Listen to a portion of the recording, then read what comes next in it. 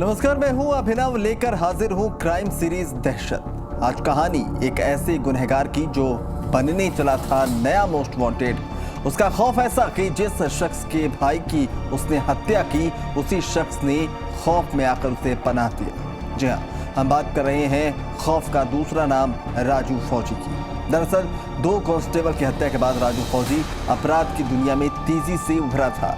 वो कुख्यात बदमाश लॉरेंस की नजरों में चढ़ गया था। लॉरेंस फौजी को मारवाड़ गोड़वाड़ की बागडोर सौंपना चाहता था। यही कारण कि 3 महीने पहले सिरवा में पंजाब के गैंगस्टर और लॉरेंस के गुर्गों ने फौजी को साथ में काम करने का ऑफर दिया। दरअसल राजू फौजी ने 2 कांस्टेबल की हत्या करने के बाद पंजाब हरियाणा में फरारी कर यहाँ अपने पुराने शराब तस्करों के कांटेक्ट में आया। इन्हीं में से कुछ तस्करों का कांटेक्ट लॉरेंस गैंग से भी था। इधर लॉरेंस को मारवाड़ और गोड़वाड़ में अपनी गैंग के लिए एक लीडर की जरूरत थी। इसी के चलते उसने राजू फौजी को गैंग में शामिल होने का ऑफर दिया था। बताया जा रहा है कि फौजी ने लॉरेंस गैंग के गुर्गों को विचार करने के लिए कुछ समय मांगा था। इस बीच राजू फौजी पुलिस के लिए सबसे बड़ी चुनौती बन गया था। पुलिस ने राजू फौजी के संपर्क के सभी डोडा पोस्ट तस्करों पर नजर रखना शुरू कर दिया था।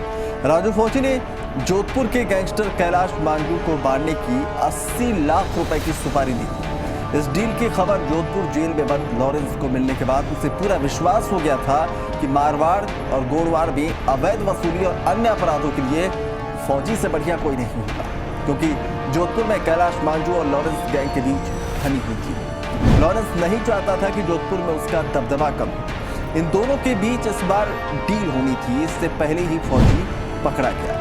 पुलिस के लिए चुनौती बने कुख्यात तस्कर राजू फौजी को पकड़ने के लिए 3 जिलों की पुलिस पीछे लगी रही। हर बार ठिकाने बदलने और पुलिस को चकमा देने में माहिर तस्कर को पकड़ने के लिए पुलिस ने उसे कमजोर करने का प्लान बनाया।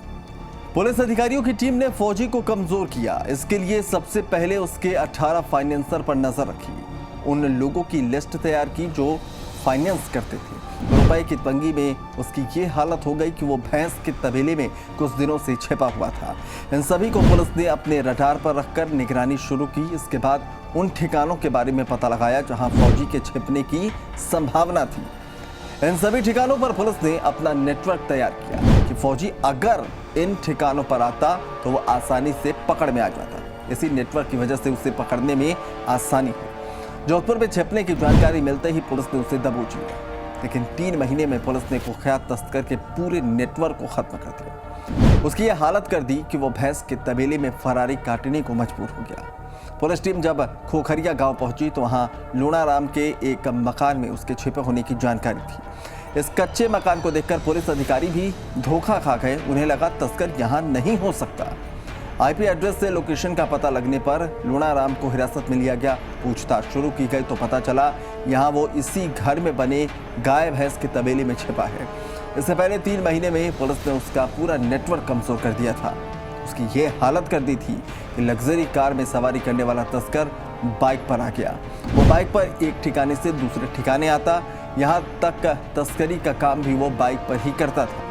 जैसे जैसे उसके साथी पकड़ में आते चले गए, फौजी का नेटवर्क कमजोर होता चला गया। फौजी को यह विश्वास था कि वो पुलिस के हाथ कभी नहीं आएगा, लेकिन अपराधी कितना भी शातिर क्यों ना हो, एक ना एक दिन उसके गुनाहों का हिसाब कानून के हाथों होता ही है।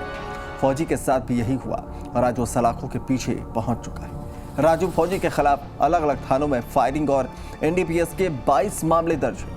माना जा रहा है कि राजू फौजी पर लगाम कसने का फायदा न सिर्फ राजस्थान बल्कि हरियाणा और पंजाब समेत कई दूसरे राज्यों में भी क्राइम ग्राफ पर साफ नजर आएगा।